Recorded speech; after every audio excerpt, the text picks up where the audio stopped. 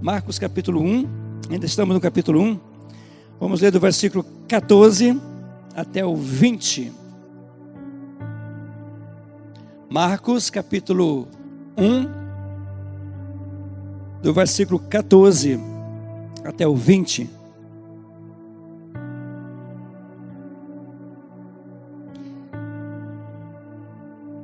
Diz o seguinte a palavra de Deus: Depois de João ter sido preso, foi Jesus para a Galileia, pregando o evangelho de Deus, dizendo: O tempo está cumprido e o reino de Deus está próximo. Arrependei-vos e crede no evangelho. Caminhando junto ao mar da Galileia, viu os irmãos Simão e André, que lançavam a rede ao mar, porque eram pescadores. Disse-lhes Jesus: Vinde após mim, e eu vos farei pescadores de homens. Então eles deixaram imediatamente as redes e o seguiram. Pouco mais adiante viu Tiago, filho de Zebedeu, e João, seu irmão, que estavam no barco consertando as redes, e logo o chamou. Deixando eles no barco o seu pai Zebedeu com os empregados, seguiram após Jesus. Amém? Vamos baixar nossas cabeças, vamos falar com Deus. Pai querido, obrigado, Senhor, pela tua palavra que é infalível. Obrigado, ó Deus, porque tu zela pela tua palavra, para que ela cumpra em tudo aquilo que ela diz. Obrigado, porque mais uma vez nós podemos ler a tua palavra. Obrigado, Senhor, porque ela fala sempre aos nossos corações. Amado Espírito Santo, mais uma vez nós pedimos a Ti, que Tu lance luz no nosso entendimento, para nós entendermos essas verdades eternas. Nós oramos assim em nome de Jesus. Amém? Assentem-se, queridos, por gentileza. O chamado. Amados, quero fazer citações das fontes. Tim Keller, no livro A Cruz do Rei, um livro excelente que eu indico para você ler. Extrair ideias do Tim Keller, do 2º capítulo, chamado também do comentário bíblico de Marcos, do doutor Hernandes Dias Lopes, tá bom? Então você pode achar facilmente. Você pode comprar um comentário do Hernandes Dias Lopes, ou então esse livro de Tim Keller, e você certamente será edificado grandemente. Queridos, mais uma vez nós vemos aqui nesse texto uma repetição daquilo que Marcos disse no início do capítulo. Versículo 1 do capítulo 1. Princípio do Evangelho de Jesus Cristo, Filho de Deus. É assim que ele começa o livro. Simplesmente dizendo, princípio do Evangelho de Jesus Cristo. Ele não faz assim um embasamento de como foi o seu nascimento, as profecias sobre o seu nascimento, como foi o seu nascimento. Não, ele vai direto para o seu ministério público, né? E aqui no versículo 14, diz para nós: depois de João ter sido preso, foi Jesus para a Galileia pregando o Evangelho. Pregando o Evangelho de Deus, dizendo: o tempo está cumprido e o reino de Deus está próximo. Arrependei-vos e crede no Evangelho. No domingo próximo passado, eu ministrei aqui sobre o princípio do Evangelho. Esse tema, o princípio do Evangelho. Aí depois, na terça-feira, também falei sobre a Trindade. Essas palavras estão nas redes sociais, você pode ouvi-las. E aqui nós podemos ver novamente sobre a questão do Evangelho. Nós já vimos que a palavra Evangelho significa boas novas. Nós estudamos também nos nossos PGMs, né, sobre o Evangelho. Então, as boas novas de Deus. Em outras palavras, as boas novas de Deus. O que Jesus pregou? O Evangelho. Uma pergunta que nós já sabemos a resposta. As boas novas de Deus. Mas que boas novas de Deus são essas. Seria que tudo vai ser oba-oba na sua vida? Será que seria dessa forma? Não. Será que esse evangelho, ele diz que você pode ser rico se você vir para Jesus? Isso não é evangelho, isso chama-se teologia da prosperidade. Também não existe isso na palavra de Deus. Tá bom, queridos? Será que o evangelho diz que você vai receber um monte de dinheiro, que você vai ser feliz para sempre? Não. O evangelho não diz isso. Nós não estamos seguindo a Jesus por causa disso. Nós não podemos nos enganar, queridos. Não podemos nos enganar. Será que esse evangelho que Jesus começou a pregar e continuou pregando, será que esse evangelho ele diz que você nunca vai ficar doente? Também isso não é evangelho. Tá bom? O evangelho do Senhor Jesus. Diz Paulo diz em Romanos 1, 14, 15. Não me envergonho do evangelho, porque é poder de Deus para a salvação de todo o que crê. O que é evangelho? É poder de Deus para a salvação de todo o que crê. Então o evangelho, ele está embasado, fundamentado na rocha eterna, em Jesus Cristo, na sua graça, ou seja, na sua morte e na sua ressurreição. Será que essas boas novas que Jesus, ele pregou, começou o seu ministério pregando, é um evangelho que diz que você não vai ter problemas na vida? Não, queridos. Nenhuma possibilidade disso acontecer. Paulo mesmo disse: aqueles que querem viver piamente com Cristo Jesus padecerão perseguições. Jesus mesmo disse: no mundo tereis aflições, tribulações. Então o evangelho não faz isso, não se engane. Se alguém vir pregar esse evangelho para você, olha, é fake. Corra. Isso não é de Deus. O evangelho, ele trata com o problema do homem, do coração, da eternidade do homem. Então, essas bobagens nós vemos sempre por aí. Alguns dizem que o evangelho é, se você entregar o seu dízimo, você vai prosperar. Bobagem também. Você pode entregar dízimo, você pode entregar ofertas, pode acontecer um monte de coisa na sua vida. Você pode até prosperar, pode até não ficar doente e ir para o inferno da mesma forma, estando numa igreja. É sério, irmãos, porque o evangelho, ele te tira do inferno e te coloca nos céus. Ele te tira do estado de pecador, de condenado ao inferno, e te coloca como filho de Deus, como um salvo, como um resgatado, como um justificado. Amém? Então Jesus, ele pregou esse evangelho, e nós pregamos esse evangelho. As igrejas do Senhor Jesus, as igrejas que pregam o evangelho autêntico do Senhor Jesus, elas não ficam brincando de falar de prosperidade, de curas, de libertações. Não, elas têm a suma de tudo que se faz está em torno da morte e da ressurreição de Jesus. Amém, amados?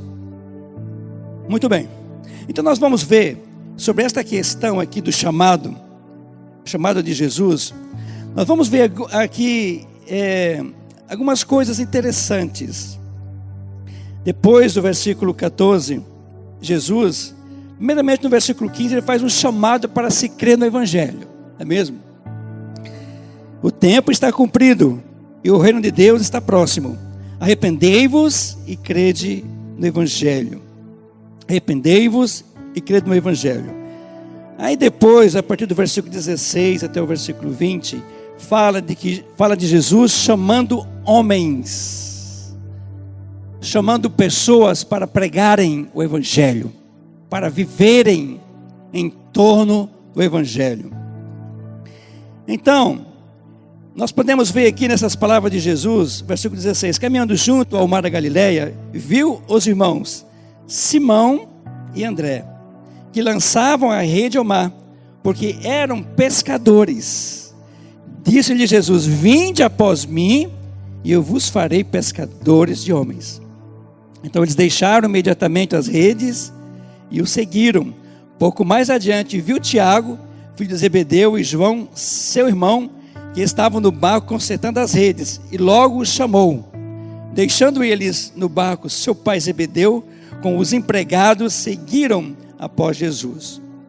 Nós podemos ver aqui, queridos, algumas verdades que nos chamam a atenção. Primeiramente, Jesus chama cooperadores para fazer sua obra. Jesus, desde o início do seu ministério, ele chamou cooperadores, atalaias, né, divulgadores do Evangelho, que trabalhem na sua seara. Ele mesmo disse: a seara é grande e poucos são os ceifeiros. Jesus, desde o início, ele recrutou trabalhadores para o seu reino. E esse recrutamento, ele continua da mesma forma, queridos. Ele continua hoje como nunca. Essa igreja, por exemplo, nós temos alguns missionários. Essa igreja faz missões. Nós fazemos missões, graças a Deus. Fazemos missões locais, ajudamos missionários, vamos ajudar mais missionários ainda. Mas isso não nos dá o direito de nós ficarmos de braços cruzados e dizermos: a IBL é uma igreja missionária. Não, não é por aí. O chamado é para mim, é para ti, é para todos nós. Todos nós somos chamados a sermos atalaias, a sermos cooperadores de Deus, a gastarmos a nossa vida divulgando o Evangelho do Senhor Jesus. Os seus ciclos de amizades são pessoas que Deus coloca na sua vida para você ter relacionamentos intencionais. Queridos, Jesus chama para a sua seara, para o seu trabalho, pessoas ocupadas. Outro pensamento aqui. Ele chama para trabalhar com Ele, no Evangelho, pessoas ocupadas. Talvez você diz: mas eu não tenho tempo. Não tenho tempo de liderar um PGM. Não tenho tempo de participar de um PGM. Não tenho tempo de vir na escola bíblica. Não tenho tempo de evangelizar, de divulgar o Evangelho. É para você essa palavra. Porque Jesus, quando Ele convocou essas pessoas, quando Ele os chamou aqui, eles estavam ocupados. Estavam muito ocupados. Sempre foi assim na história do povo de Israel. Olha, por exemplo, Deus, quando Ele chamou Moisés, Ele estava pastoreando as ovelhas lá no Sinai. Ele estava muito ocupado. Ele teve que deixar tudo, deixar a sua família, deixar as suas ovelhas e ir para o Egito para resgatar o povo, restaurar a sorte do povo de Israel. Olha Gideão estava malhando trigo no lagar. Deus o chamou para ele trabalhar em prol das boas novas. Amós, ele estava cuidando do gado. Deus o chamou. Davi estava cuidando das ovelhas. É desse jeito que Deus faz. Sempre foi desse jeito. Ele sempre chama pessoas ocupadas, desocupados, aqueles que não têm nada o que fazer. Eles nunca são chamados, nunca foram chamados na palavra de Deus. Deus trabalha com pessoas que têm muito o que fazer. Então, se você é um trabalhador, se você tem muitas atividades no seu dia a dia, esta palavra é para você. Esse chamado é para a sua vida, para a sua existência, no tempo que se chama hoje.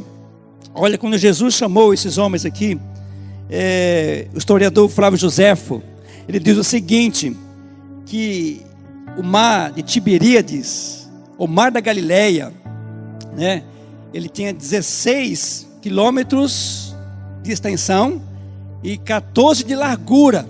Era um lago, era um mar de Tiberíades conhecido, ou então mar da Galileia. Muito grande, 14 quilômetros de largura. Então, Flávio Joséfo diz o seguinte, que havia 30 cidades pesqueiras, 30 cidades nas quais viviam em torno da pesca. Ele diz que existia mais de 330 barcos. Flávio Joséfo, se você não sabe, ele foi um historiador, ele foi um contemporâneo de Jesus, um dos maiores historiadores do povo judeu. E ele diz com precisão, porque ele conhecia muito bem aquela região. Então, dentre esses pescadores, Jesus, ele chama um grupo de pessoas, chama 4 pescadores. Ele chama 4 pescadores. Outro detalhe que nós podemos ver aqui, que Jesus, ele chama para o seu trabalho pessoas humildes. Esses pescadores, eles eram pessoas humildes. Jesus não foi buscar seus discípulos entre os estudantes da teologia das escolas rabínicas. Os fariseus, eles tinham escolas, eles tinham discípulos, pessoas que eram filósofos, entendidos na Torá, com muito conhecimento do Antigo Testamento. Jesus não foi procurar os seus discípulos entre os discípulos dos fariseus, dessas escolas rabínicas. Jesus também não foi buscar os seus discípulos na elite sacerdotal. Não. Ele fez o quê? Ele chamou pescadores, homens rudes até, iletrados, de pouca cultura. É isso que Deus faz, queridos. Ele é bom nisso. Aliás, 1 Coríntios 1, versículo 26 e 27, diz que Deus, ele escolheu as coisas sábias, as coisas loucas desse mundo para confundir as sábias. Coloca lá, filho. Pelo contrário, Deus escolheu as coisas loucas do mundo para envergonhar os sábios. E escolheu as coisas fracas do mundo para envergonhar os fortes. 28 também. Deus escolheu as coisas humildes do mundo e as desprezadas e aquelas que não são, para reduzir a nada as que são. Então é isso que Jesus Cristo faz. Então não importa a sua cultura, não importa se você é um homem que tem muito conhecimento, ou se você é uma pessoa simples, um homem mortal, como todos nós somos. Ei, o chamado é para você. O convite de Deus é para você exercer esse ministério, pois, queridos, há muitas pessoas indo para o inferno, precisando de ouvir as boas novas do Evangelho. Não é opcional para você ser testemunha de Jesus.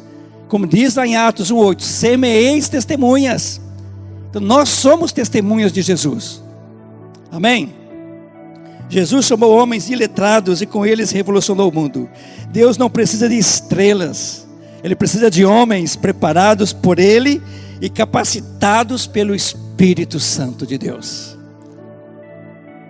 Mas recebereis poder e semeeis testemunhas, diz a palavra de Deus. Amém, amados? Agora, nesse mesmo texto aqui, nós podemos ver algumas verdades acerca da natureza desse chamado. Primeiramente, esse chamado, ele é soberano. Olha o que Jesus diz: vinde após mim. Vinde após mim. O Deus que te salvou, ele é soberano. O Deus que te chama, ele também é soberano. A responsabilidade de pregar o Evangelho não é apenas para a liderança da igreja, não são para os líderes de PGMs, que pregam semanalmente, que desenvolvem um ótimo ministério. Não é apenas para vocês líderes, é para todos nós que fomos alcançados pelo Evangelho do Senhor Jesus. Nosso Deus, ele diz, ele é soberano e ele diz: vinde após mim. Ele é soberano sobre a sua vida, sobre a sua história.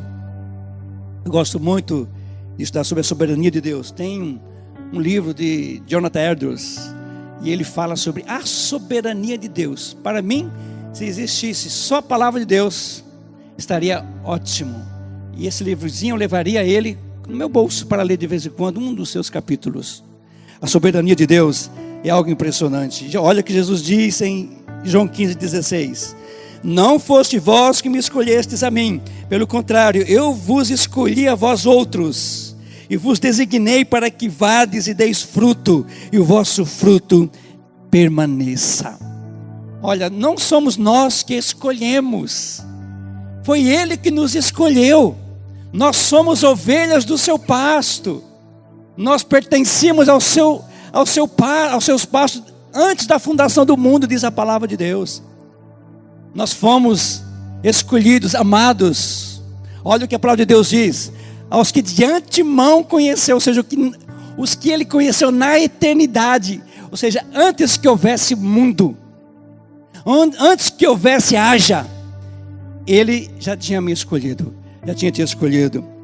Queridos, esse chamado de Deus, ele é soberano, é soberano. Jesus deixa claro que o chamado não parte da iniciativa humana, mas da escolha soberana de Deus. Então, quando você for impulsionado, quando você tiver uma impulsão no seu interior para pregar o evangelho, saiba de uma coisa: é Deus dizendo para você: prega a tempo e fora de tempo. Prega a tempo e fora de tempo. A igreja precisa pregar o evangelho do Senhor Jesus. Está aí, queridos, as trevas tentando ser luz. As trevas aí arrotando iniquidade. A cada dia obrando iniquidade. Olha os movimentos LGBTs aí. É só você ligar as televisões da vida que você vai ver muitos e muitos movimentos. Agora, queridos, uma outra verdade sobre esse chamado de Jesus. Ele é pessoal. É um chamado pessoal. Jesus não chamou aqueles discípulos para eles fazerem um trabalho, mas para eles terem relacionamento. Relacionamento. Não esqueça disso. Não esqueça disso. Nossa maior missão aqui nesse mundo, queridos, é divulgar o evangelho. É fazer Cristo conhecido. É claro que nós podemos fazer isso também testemunhando silenciosamente, com a nossa vida, com o nosso testemunho. Às vezes nós testemunhamos mais com a boca fechada do que falando. Aliás, tem uns que falam demais. Procure falar menos. Tem crente que é chato. Tem crente que não tem sabedoria. Quer fazer, até pensa que é Deus, o Espírito Santo, é Ele que convence o homem do pecado, da justiça e do juízo. A função de convencer o pecador não é minha, não é sua, é do Espírito Santo. Então vamos confiar que Ele faz a obra. Quem faz a obra é o amado Espírito Santo. Não sou eu, não és tu. Amém? Louvado seja Deus. Então, queridos, vamos entender. Ir a Cristo, seguir a Cristo, estar com Cristo, é mais importante do que fazer a obra de Cristo. Jesus está mais interessado em quem nós somos do que nós fazemos. Olha, relacionamento, ele precede o desempenho. Se você se relaciona bem com aquele círculo de amizade que Deus colocou para você abençoar aquelas vidas, eles nunca vão esquecer de você, viu? Quando eles precisarem ouvir o evangelho, quando eles precisarem de alguém para prestar socorro, para orar, para interceder, eles vão lembrar de você. Poxa, tem um homem, uma mulher, um jovem, uma jovem, um adolescente, uma adolescente. Ele é diferente, ela é diferente. Você pode receber um telefonema surpresa. Eu me lembro, queridos, determinada vez um jovem, que eu pude caminhar com ele por alguns anos, fui professor da sua adolescência, da sua juventude. Determinada vez ele me ligou, uma cidade muito distante, me agradecendo. Ele disse palavras que eu não esqueci. Ele disse: enquanto você falava sobre Jesus, isso foi início dos anos 90, para vocês terem uma ideia. Enquanto você falava de Jesus, enquanto você divulgava o seu amor por Jesus Cristo, eu tinha dificuldade em ouvir a sua voz, as suas palavras, mas eu nunca tive dificuldade em ver a sua vida, em olhar para você. Isso faz muitos anos, já faz mais de 30 anos. Como é bom, queridos, deixar impressões na vida de pessoas que um dia serão transformadas pelo Espírito Santo. Louvado seja Deus. Vamos continuar. Olha o que diz Mateus 4:9. Disse-lhes: vinde após mim, e eu vos farei pescadores de homens. Esse chamado é para você, é para mim, é para todos nós. Nós precisamos divulgar o evangelho, vivendo a felicidade de Deus, vivendo intensamente na dimensão de Deus, pois assim faremos diferença. O convite de Jesus é dirigido pessoalmente a cada um dos seus discípulos. Ele não chama as multidões, mas aqueles que desejam acompanhá-lo de forma pessoal e direta. Ele me usa, meu jeito de ser, dentro do meu contexto de vida. Ele te usa do seu jeito de ser. Você é um farol.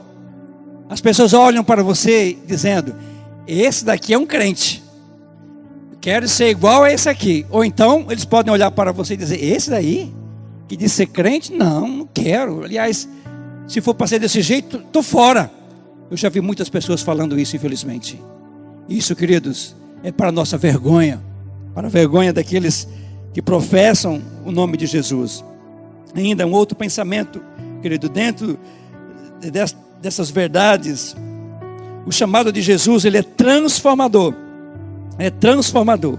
Esses discípulos responderam, o que esses discípulos responderam em palavras ao chamado de Cristo, nós não sabemos. Esses 4 discípulos, Pedro, Tiago, João e André, a palavra de Deus, os evangelhos não registram o que eles disseram, mas é impressionante, queridos, que a palavra diz que eles simplesmente, imediatamente, deixaram tudo, deixaram seus afazeres e foram estar com o Mestre, e foram viver com Jesus Cristo. Jesus diz, a palavra de Deus diz para nós, 2 Coríntios 5:17, se alguém está em Cristo, é nova criatura, as coisas velhas já passaram, eis que tudo se fez novo. Outra coisa também, queridos, esse chamado, ele passa por uma preparação. Olha o versículo 17, disse-lhe Jesus: vinde após mim, e eu vos farei pescadores de homens. Eles eram pescadores, eles pescavam peixes. Os peixes eram mortos para alimentar pessoas, para alimentar multidões. Mas Jesus está dizendo o seguinte: olha, vocês vão pescar homens, vocês vão levar a vida de Deus para os homens. Esses homens estão mortos espiritualmente, mas vocês, como pescadores de homens, vocês vão levar palavras de vida eterna. E esses homens nos quais serão evangelizados por vocês, eles serão vivificados, serão transformados, porque o Evangelho é o poder de Deus para a salvação de todo aquele que crê. Amém? É uma preparação, nós estamos sendo preparados. Já faz 42 anos, vai fazer 42 anos que eu estou sendo preparado.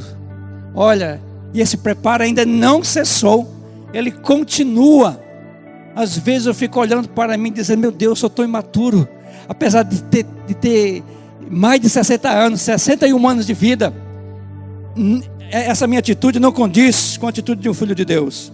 Mas nós estamos aprendendo, estamos crescendo. O crescimento, querido, ele nunca vai acabar, até chegarmos à estatura de varão perfeito, diz a palavra de Deus. Quando é que isso acontecerá? Quando nós contemplarmos aquele que é perfeito, Jesus Cristo.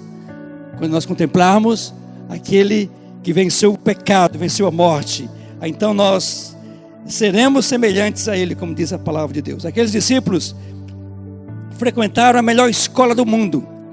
Aqueles 4 discípulos, juntamente com aquele colégio apostólico, eles frequentaram a melhor escola do mundo, com o maior mestre do mundo, sobre o mais importante assunto do mundo. E Jesus era o mestre por excelência. É interessante que Jesus, ele não deixou uma opção para eles seguir. Ele disse: segue-me, segue-me. O chamado é para você, queridos, para todos nós. Um trabalho é de consequências eternas. Pescar homens é arrebatá-los do fogo. Amém, igreja? Feche seus olhos nesse momento.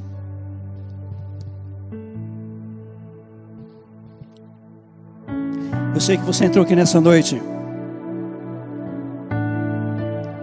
apenas preocupado com o entretenimento,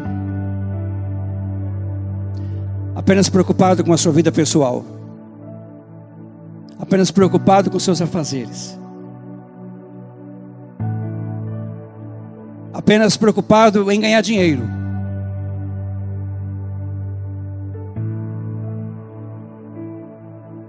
em não sentir dores,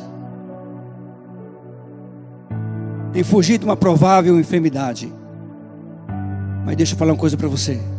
O Senhor Jesus, Ele quer ter um relacionamento íntimo contigo. Quer colocar compaixão no seu interior para os perdidos. Jesus morreu pelos nossos pecados. Jesus morreu para resgatar as suas ovelhas. Nós somos ovelhas do seu pasto. Sabe, queridos, vamos entender uma coisa. Pode continuar com os olhos fechados. Esse chamado, ele implica rompimento com o passado. Rompa com o seu passado. Rompa com os pecados. Em nome do Senhor Jesus. Esse chamado, ele envolve consagração do presente. Consagre a sua vida ao Senhor. Rompa com o passado. Consagre a sua vida nesse momento ao Senhor. Viva alinhado com esse propósito de Deus para a sua vida. Um cântico antigo que nós cantávamos. Tanta coisa tenho feito para o meu próprio prazer. Tenho andado à procura do meu próprio bem viver. Enquanto existe tanta gente ansiosa por aí, precisando de Jesus, precisando ser alcançados pelo Evangelho. Você está sendo uma bênção, ou você está sendo mais um número? Se você estiver sendo mais um número no seu trabalho, você está envergonhando o Evangelho, envergonhando o nome do Senhor Jesus. O chamado é para você refletir a glória de Deus na sua existência, no tempo que se chama hoje. Não esqueça disso. Todos estão olhando para você. Estão vendo Jesus?